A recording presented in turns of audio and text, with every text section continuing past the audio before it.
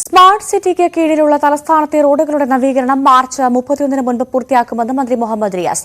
അയ്യങ്കാളി ഹാളിന് മുന്നിലെ റോഡ് മാനവീയ വീതി മാതൃകയിൽ നവീകരിക്കും. പുതിയ റോഡുകൾ 4 സോണുകളായി തിരിച്ച് നൈറ്റ് ലൈഫിന് ഉതകുന്ന രീതിയിൽ വികസിപ്പിക്കുമെന്നും മന്ത്രി പ്രതികരിച്ചു. തലങ്ങും വിലങ്ങും പൊളിച്ചിട്ടിരിക്കുന്ന റോഡുകൾ, എങ്ങോട്ട് പോകണമെന്നറിയാതെ വലയുന്ന ജനം. തലസ്ഥാന നഗരവാസികളുടെ നരകയാത്രയ്ക്ക് ഉടൻ അറുതി വരുത്തുമെന്നാണ് പൊതുമരാമത്ത് മന്ത്രിയുടെ ഉറപ്പ്.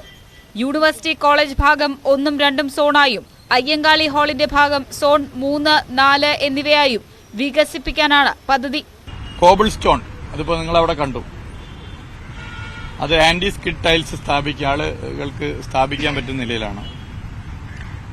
ഈ ചെടികൾ വെക്കാൻ വേണ്ടിയിട്ട് planter box, EV charging area, smart പാക്ക്ലേറ്റ്, അതുപോലെ തന്നെ സ്മാർട്ട് വെൻഡിംഗ് സ്റ്റേഷനുകൾ സ്ഥാപിക്കാനുള്ള 4 സ്ഥലങ്ങൾ.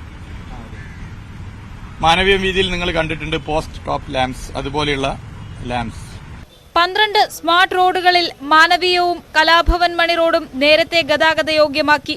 മറ്റ് 10 റോഡുകൾ മാർച്ച് മാസം 31 മുൻപ് ഗതാഗത യോഗ്യമാക്കാനാണ് തീരുമാനിച്ചതെന്നും മന്ത്രി വ്യക്തമാക്കി. ന്യൂസ് 18 തിരുവനന്തപുരം.